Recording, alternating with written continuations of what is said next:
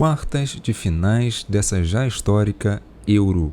Quais são as chances das equipes menos favoritas? É isso que a gente vai focar hoje. É claro que a gente vai falar do favoritismo de Inglaterra, Alemanha, Suécia e França, mas hoje especialmente eu quero focar nas chances, nas chaves que as equipes menos favoritas têm contra essas grandes seleções que estão despontando com a maior possibilidade de vencer o torneio. Então, bora pro vídeo.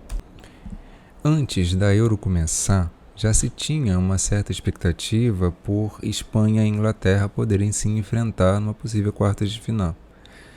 Mas a expectativa para esse confronto é diferente do que a gente tem hoje.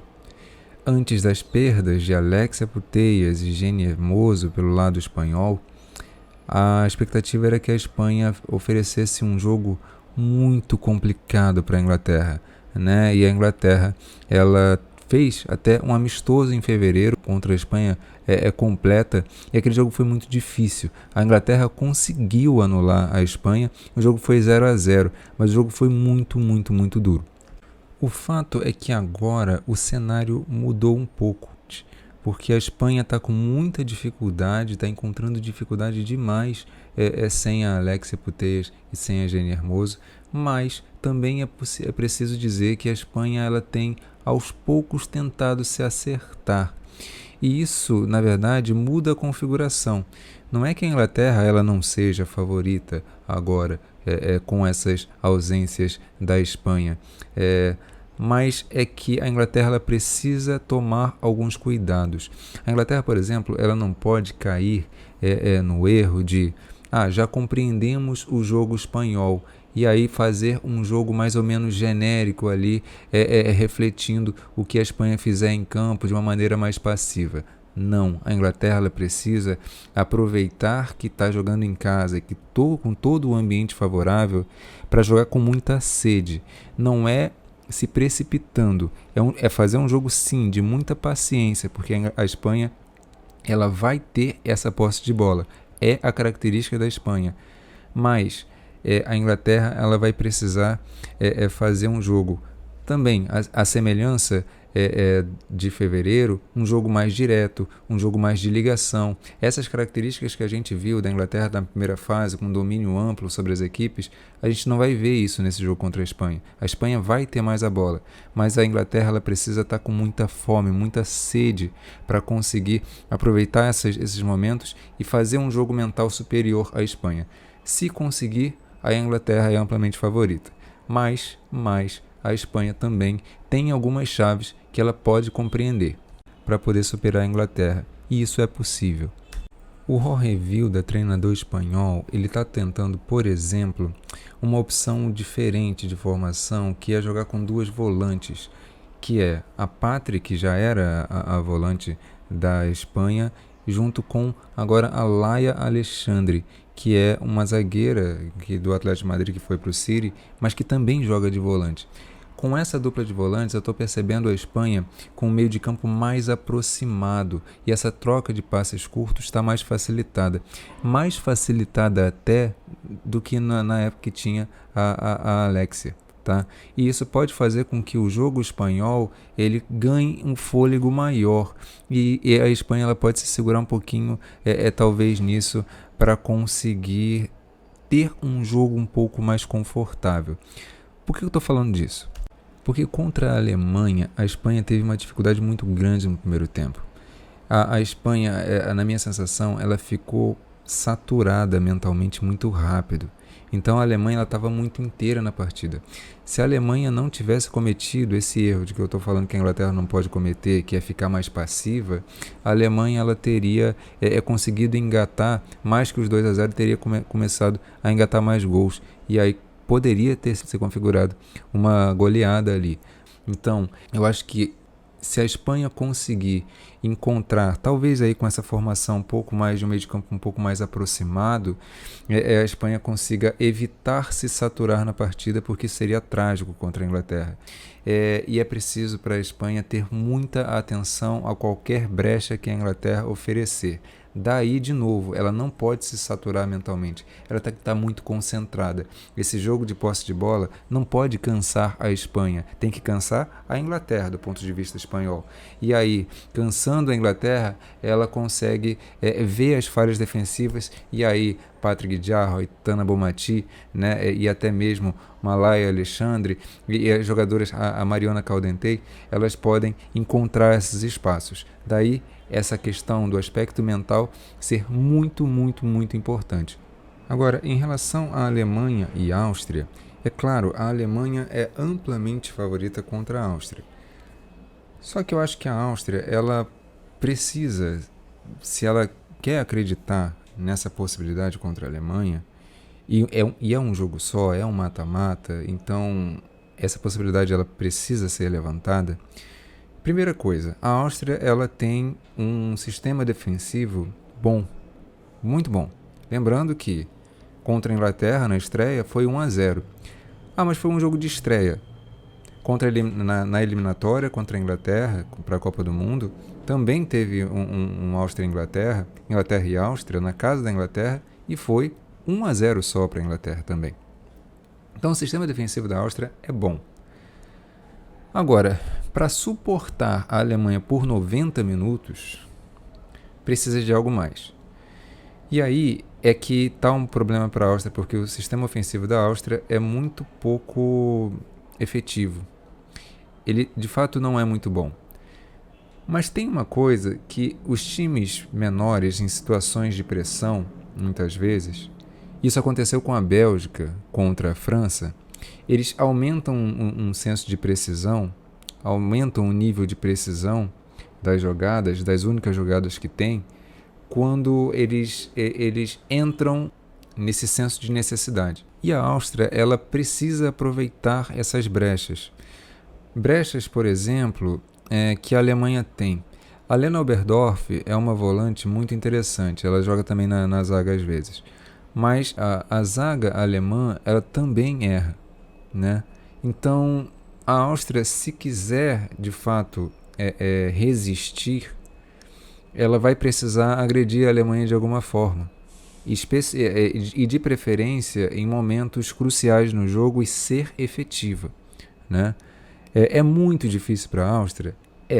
Mas existem algumas chaves. A Alemanha, ela, embora seja um time ofensivamente bastante avassalador, a Alemanha ela é um time que, nos momentos mais cirúrgicos do jogo, às vezes ela perde gols importantes. Então, essa solidez defensiva da Áustria pode colaborar bastante para a Áustria nesse sentido.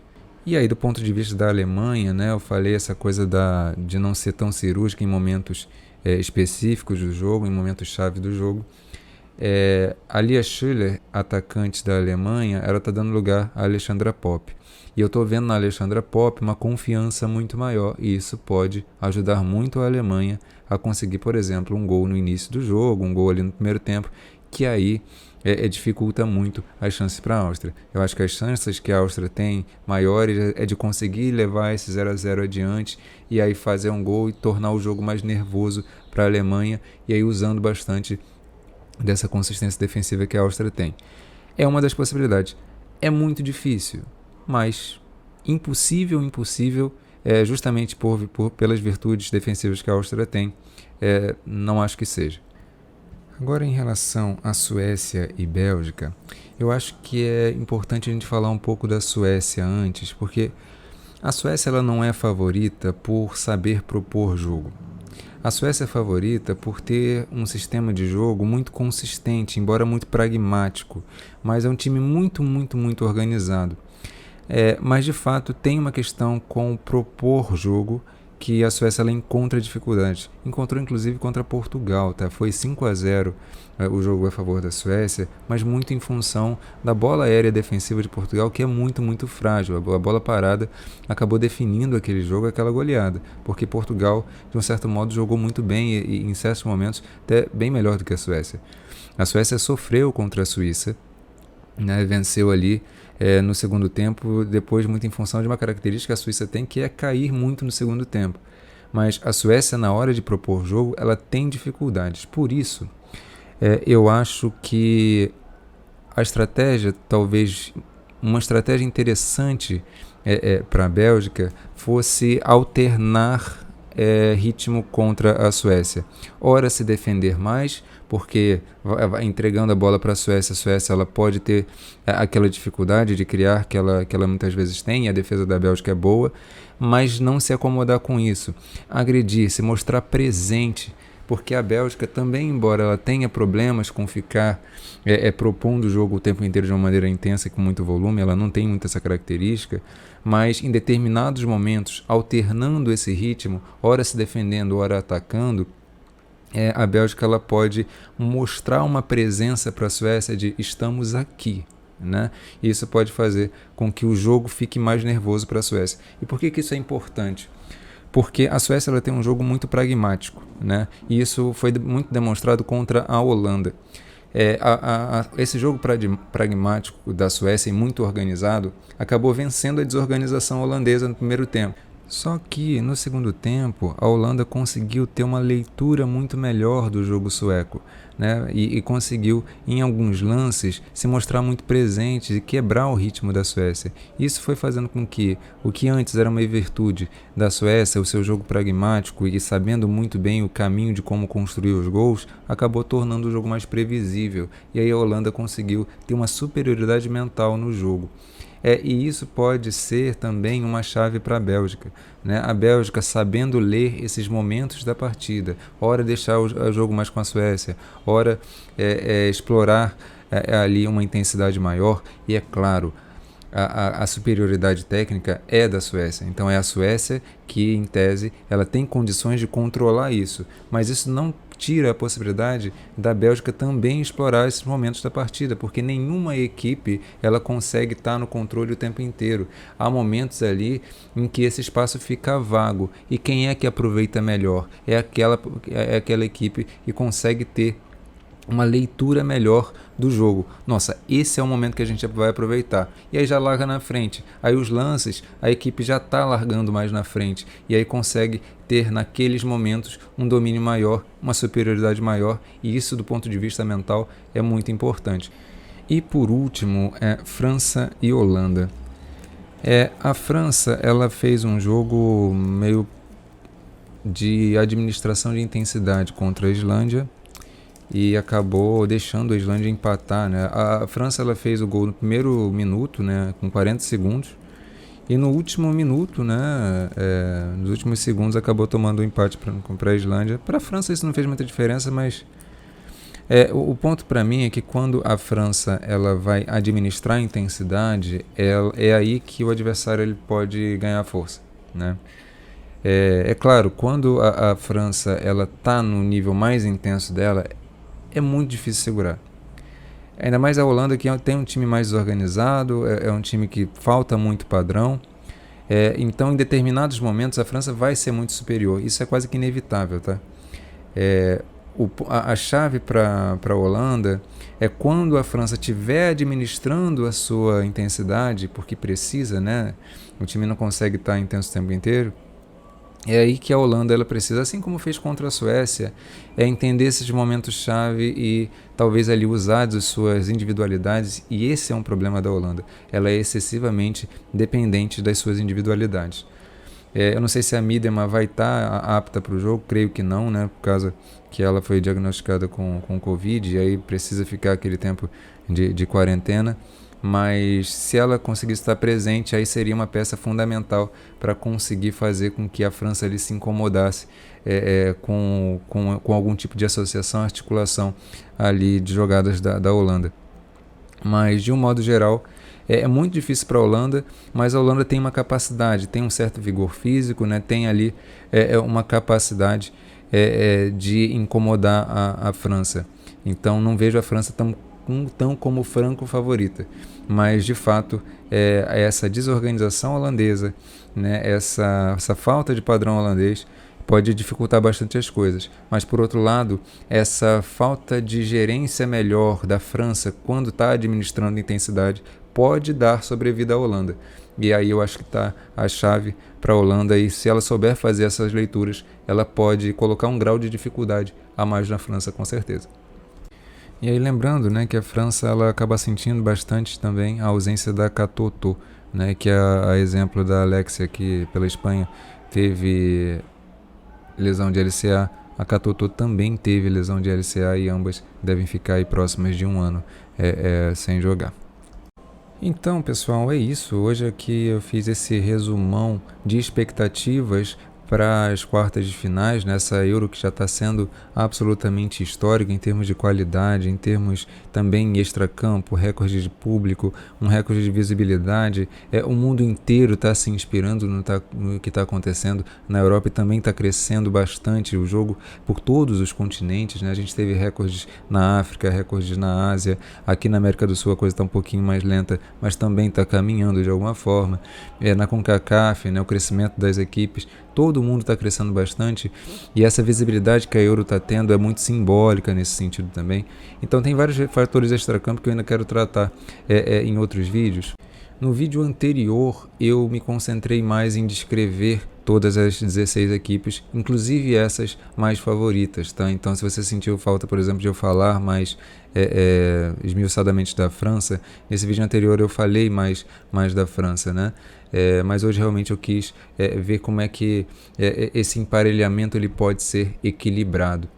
E com isso acho que o vídeo ficou um pouco mais curto, né? Na sequência da Euro a gente vai fazendo mais vídeos também, além, claro, de falar da Seleção Brasileira, Copa América e tudo mais. Se chegou até aqui, muito obrigado, como sempre, né? Tem sido bem interessante essa interação com vocês.